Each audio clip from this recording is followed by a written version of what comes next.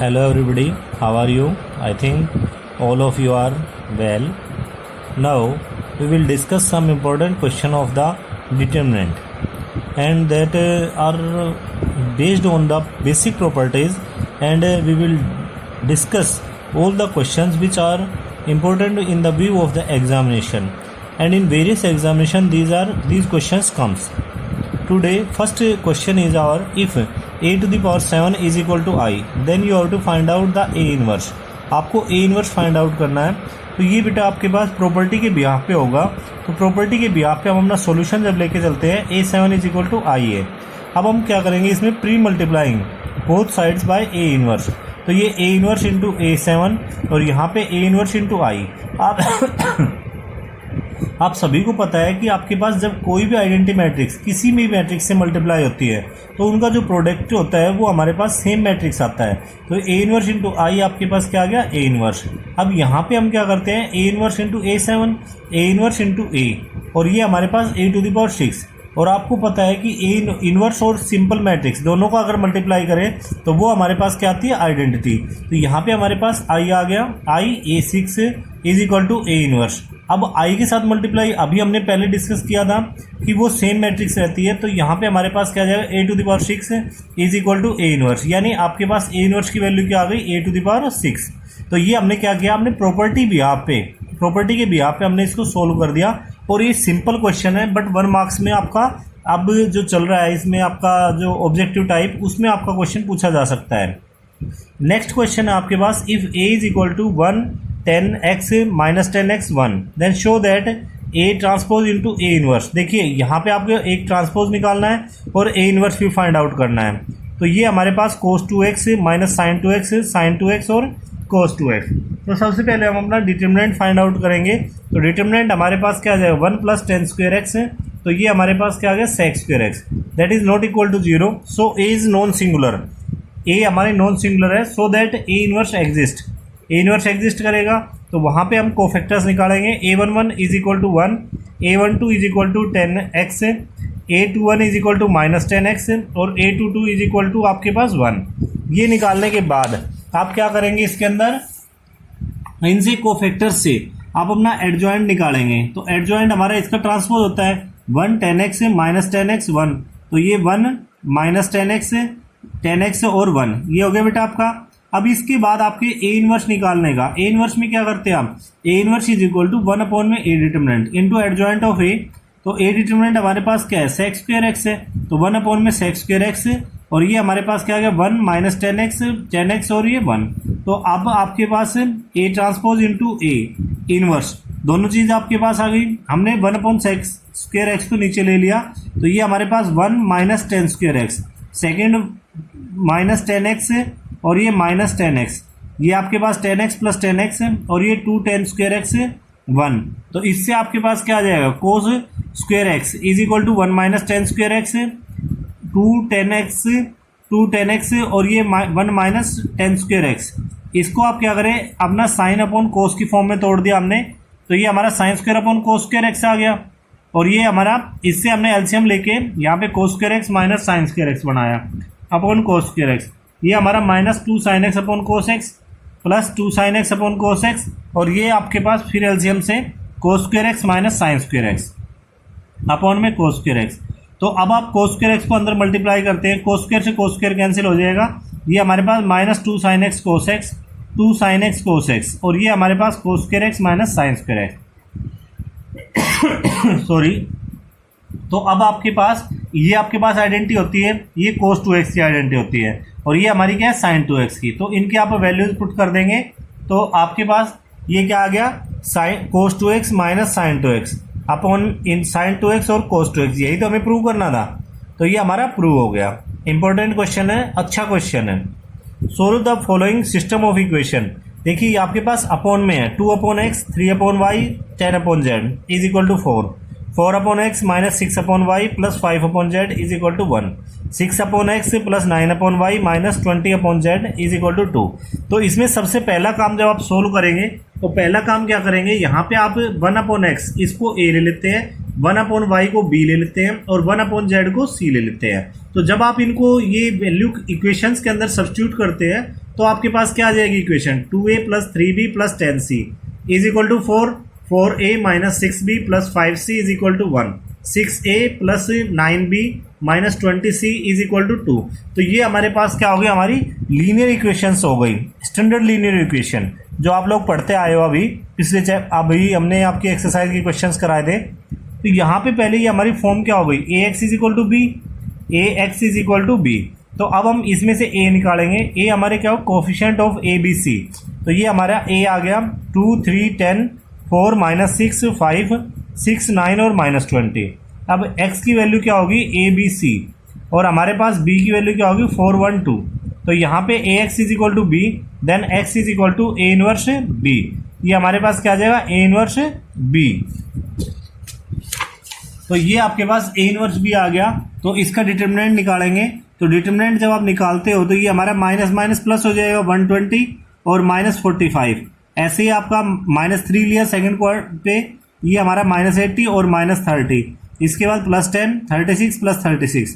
तो ये जब हम ओवरऑल सोल्व करेंगे 2 into 75 minus 3 into minus 110 10 into 72।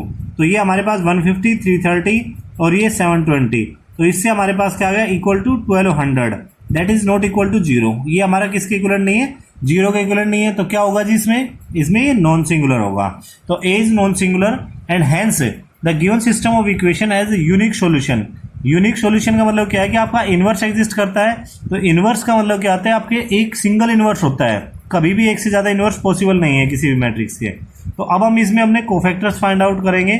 तो प्रत्येक एलिमेंट के a11 is equal to 75, a12 is equal to 110 और a13 72, a21 150, a22 minus 100, a23 0, a31 75, a32 30 और a33 माइनस 24। और इसका ट्रांसपोज कर देंगे तो एडजॉइंट ऑफ a निकल जाएगा आपका। ठीक है जी। अब a डिटर्मिनेंट की वैल्यू क्या है आपके पास, 1200 है।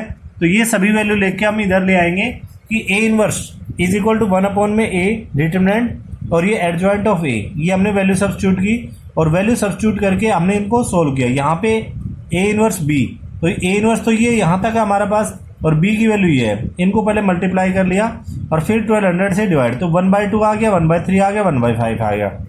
यहाँ पे a इज इक्वल टू क्या होता है हमारा 1/x था, हमने अज्यूम किया था 1/2 और b is equal to 1/y is equal to 1/3, c is equal to 1/z is equal to 1/5।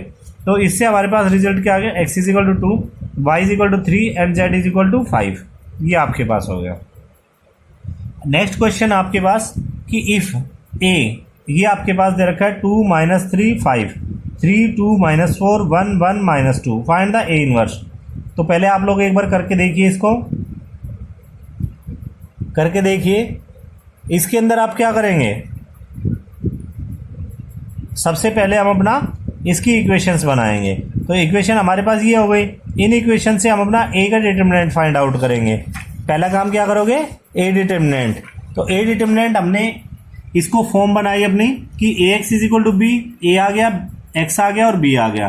First we calculate a determinant. तो a डिटर्मिनेंट कैलकुलेट किया तो 2 into 4 minus 4 plus 4, 3 into minus minus plus 3 हो गया, minus 6 और minus minus plus 4 plus 5 is equal to 3 minus 2। तो इससे हमने जो सोल्व किया हमारे पास रिजल्ट क्या आएगा, -1 और -1 है। सो a इज इन्वर्टिबल। अगर नॉन सिंगुलर है और इन्वर्टिबल है, a इनवर्स पॉसिबल। तो अब हम इसके कोफैक्टर्स निकालेंगे। a11 is 0, a12 is equal to 2 and a13 is equal to 1, a21 minus 2 1, a22 minus 9, a23 is equal to -5, a31 2, a32 2 3 और a33 1 3। Adjoint of a। अब एडजॉइंट निकालने के लिए कोफैक्टर्स का ट्रांसपोज कर देते हैं। तो ये हमारे पास कोफैक्टर्स आए थे 0 2 1 -1 -9 -5 2 23 13। इसका ट्रांसपोज करेंगे तो 0 2 1 -1 -9 -5 2 23 13। अब इसके बाद इनवर्स निकालते हैं। तो a inverse is equal to 1 में a determinant into adjoint of a। तो ये हमने a इनवर्स की वैल्यू निकाल ली, माइनस से मल्टीप्लाई कर दिया सभी को। तो now x is equal to a inverse b। अब b की वैल्यू भी आपके पास, तो b की वैल्यू अपने सब्स्टिट्यूट करेंगे। इससे हमारे पास ये इनको फर्स्ट रो लीजिए, इसके साथ मल्टीप्लाई कीजिए। तो तो ये हमारा 0 1 11 0 -5 और ये माइनस माइनस +6, ये हमारा सोल्व हो गया -22। ठीक समझ में आ रहा है बेटा? कोई दिक्कत हो तो बताएं आप मेरे को। 22 -45 और ये हमारा +69, इनको जब आप सोल्व करते हैं तीनों को तो ये हमारे पास रिजल्ट आ जाता है कि ABC, और ये सोल्व करने पर 1 2 3 यानी A = 1, B = 2 एंड C = 3। तो ये हमारे रिक्वायर्ड रिजल्ट हो जाएंगे ABC की वैल्यूज़। ठीक है जी, चलिए अब नेक्स्ट क्वेश्चन पे चलते हैं। ये हमारा स्टेटमेंट वाला क्वेश्चन है। स्टेटमेंट वाले क्वेश्चन में आपको पहले स्टेटमेंट पढ़नी ध्यान से। तो इसमें आप ध्यान से पढ़ते हैं तो क्या है आपके पास, the cost of 4 kg onion, 3 kg wheat and 2 kg rice. देखिए आपको एक ग्रुप बनाया गया है, एक बैग पैक कर लिया आपने। 4 किलो प्याज है जिसमें 3 किलो गेहूँ है, 2 किलो चावल है। तो ये सारा पैकिंग करके दुकानदार ने दे दिया और आपको बोला 60 रुपये दीजिए।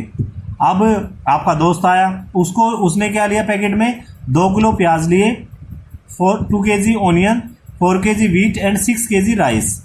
तो तीनों को पैकिंग करा ली तो उसके 90 रुपीज़ देने पड़े। The cost of 6 kg onion, next third आया 2 kg wheat and 3 kg rice is 70 rupees. अब इसमें हम सबसे पहला काम क्या करेंगे, अपनी अज्यूम करेंगे किसकी, ओनियन का रेट, व्हीट का रेट और राइस का रेट। तो let the cost of the 1 kg onion X rupees, 1 kg wheat Y rupees and 1 kg rice Z rupees. तो इससे हमारे पास इक्वेशन क्या बन गई, 4x + 3y + 2z is equal to 60, 2x + 4y + 6z is equal to 90, 6x + 2y + 3z is equal to 70। To solve the given equation, first changing these in the form of ax is equal to b। पहले आप a अलग कीजिए, तो ये हमारे पास a आ गया, x हमारे पास xyz और b हमारे पास 60, 90 और 70। तो a डिटरमिनेंट फाइंड आउट करते हैं। तो a डिटरमिनेंट फाइंड आउट करोगे तो क्या होगा, 4 4 3 12 -12 -3 6 -36 और +2 4 -24। तो ये हमारे पास कैंसिल जो होना वो हो जाएगा, 0 आएगा 0 आ जाएगा। और ये हमारे पास क्या बच गया, +90 -40, यानी आपके पास 50 रिजल्ट आ गया। अब 50 रिजल्ट आ गया तो आपको अपना सोल्व करना शुरू करेंगे कि हमारे पास नॉन सिंगुलर है, so that A is invertible. तो A inverse exist, then the first find the cofactors of A। A11 हमारे पास 0 आएगा, A12 हमारे पास 30 आएगा, तो A13 इज इक्वल टू -20। समझ में आ रहा है बेटा कैसे कि आप जो भी है, जैसे कि इसका कोफैक्टर निकालना 0 का, तो ये फर्स्ट रो और फर्स्ट कॉलम कैंसिल कर दीजिए, बाकी जो बचता है उसको सोल्व कर दीजिए। तो इस मेथड से, और -1 to the power i + j। आपके पास कोफैक्टर निकालने का फार्मूला क्या है, जैसे A11 निकालना है हमें, तो इसके लिए आप क्या करोगे, -1 1 + 1 और जो भी हमारे पास माइनर M11 जो माइनर है वो आप मल्टीप्लाई कर दोगे तो वो हमारे क्या आ जाएंगे, कोफैक्टर। तो ये हमारा क्या आएगा, 0 30 -20 5 0 10 10 -20 10। तो इनको आप ट्रांसपोज करते हैं, 0 30 -20 5 0 10 10 -20 और ये 10। तो x is equal to A inverse B। x की वैल्यू क्या आएगी, A इनवर्स B। तो A इनवर्स की वैल्यू ये हो गई हमारी, क्योंकि हमारा कैंसिल नहीं हुआ ना वो, तो कैंसिल हुआ तो ये हमारे x की वैल्यू हो गई, A की वैल्यू A इनवर्स की वैल्यू आ गई और B की वैल्यू ये आ गई आपके पास। तो इसके बाद है आपके पास 1/50, इनको सोल्व किया आपने, तो ये सोल्व करने पर आपके पास 1150 300 3200 और 400। इनको जब आप सोल्व करेंगे 23 64 और 8, यानी x इज इक्वल टू 23, यानी आपके प्याज है 23 रुपये किलो, गेहूँ है 64 रुपये किलो और आपके चावल है 8 रुपये किलो, इस प्रॉब्लम के अकॉर्डिंग। अब मैं आपको कुछ इम्पोर्टेंट जो आपके ऑनलाइन क्लास में आए थे उनके बारे में बता देता हूँ। ये आप एक बार नोट कर लीजिए, क्वेश्चंस आई थिंक आप लोगों ने किए भी होंगे। एक तो ये क्वेश्चन बोला था उन्होंने, if the coordinate of the vertices, कि वर्टिसेस है किसी ट्राइंगल के, उनके कोऑर्डिनेट दे रखे हैं x1 y1 x2 y2 और x3 y3 with the side a, यानी आपके पास साइड की वैल्यू क्या है a, then you have to prove that x1 x2 x3 y1 y2 y3 1 1 1 का whole square is equal to 3a² 4। देखिए यहाँ पे आपको साइड बताई गई है, तो आपको मैं थोड़ा सा बता देता हूँ, आप लोगों ने आई थिंक देखा भी होगा। तो यहाँ पे हमारे पास ए साइड है, तो आपको पता है कि अगर मान लो कोई हमारे पास इक्विलेटरल ट्रायंगल है, इक्विलेटर मतलब सभी साइड्स इक्वल है, तो उस केस में आइडेंटिटी क्या होती है आपके पास, आइडेंटिटी आपके पास होती है √3/2a। ये हमारे पास निकल √3/2a स्क्वेयर, ये हमारे पास होता है। तो यहाँ पे आपके पास क्या आ जाएगा, इसका आपका a⁴ बन जाएगा, स्क्वेयरिंग बोथ साइड कर देंगे। ठीक है जी। अब आप नेक्स्ट पे आइए, ये भी प्रॉपर्टी के रिलेटेड है कि आपके पास ABCD such that BC is equal to AD + 7, ये आपके पास है। तो आपको क्या रिजल्ट निकालना था, C11 + BC12। तो इसका रिजल्ट हमारे पास क्या होगा, इसके अकॉर्डिंग हमारे पास AC11 यानी कोफैक्टर ऑफ 1 तो कोफैक्टर ऑफ 1 हमारे पास क्या है, D है, तो AD, और ये हमारे पास -BC, AD - BC, तो वैल्यू क्या आ जाएगी हमारी, इसके अकॉर्डिंग आपके पास -7 आ जाएगी। और इस केस में आपके पास, आपको पता होना चाहिए कि अगर कोई अलग रो का एलिमेंट अलग रो के कोफैक्टर से मल्टीप्लाई हो, जैसे फर्स्ट रो का एलिमेंट सेकंड रो के कोफैक्टर से मल्टीप्लाई हो, तो इन that case always determinant is 0। तो यहाँ पे हमारे पास क्या है, डिटरमिनेंट 0 आएगा। ठीक है जी। अब इसी भी आप पे आपका ये सेकंड क्वेश्चन है कि ABC, PQR और XYZ, तो A ट्रांसपोज का डिटरमिनेंट इज इक्वल टू 5। तो आपको क्या करना है, PC21 और QC22 और RC23। तो इसमें आप देख रहे हैं कि सेकंड रो लिए, लेकिन कोफैक्टर्स हमने सेकंड रो के कोफैक्टर लिए, हमने सेकंड रो के एलिमेंट और second row cofactor. In that case आपके पास A डिटरमिनेंट आ गया, आपका रिजल्ट क्या आ जाएगा आपका, A डिटरमिनेंट। और A डिटरमिनेंट के लिए आपके पास A transpose is equal to 5, ये आपके पास था ऑलरेडी। और ये मतलब A ट्रांसपोज की वैल्यू क्या आ जाएगी, हमारे पास 5 आ जाएगी, A की जो मॉडुलस डिटरमिनेंट ऑफ A और उसका ट्रांसपोज करें तो वो हमारे पास 5, P31 Q32 और RC33। तो इसमें हमारे पास elements of 1 row multiplied by Cij responsible that by the cofactors of Aij, कि Aij के कोफैक्टर से भी अफेक्टेड होगा हमारा ये। अब ये हमारे पास A into adjoint of A is equal to I adjoint of A into A, ये भी हमारे पास इक्वलेंट होता है। और एडजॉइंट ऑफ A का डिटरमिनेंट कहीं निकालना तो वो हमारे पास डिटरमिनेंट की टू द पावर n-1 हो जाती है। तो ये आपके कुछ इंपॉर्टेंट मैंने उसमें देखी थी, आपकी जैसे क्लास चल रही थी, आई थिंक आप लोगों ने पता नहीं नोट किया है नहीं किया है। ये क्वेश्चन थे, ये 1 मार्क्स में पूछे जाएंगे आपको, और ये उन प्रॉपर्टीज़ के भी आप पे हैं। ठीक है जी, ये अपने नोट कर लीजिए और इनको कीजिए आप। Thank you very much, have a nice day.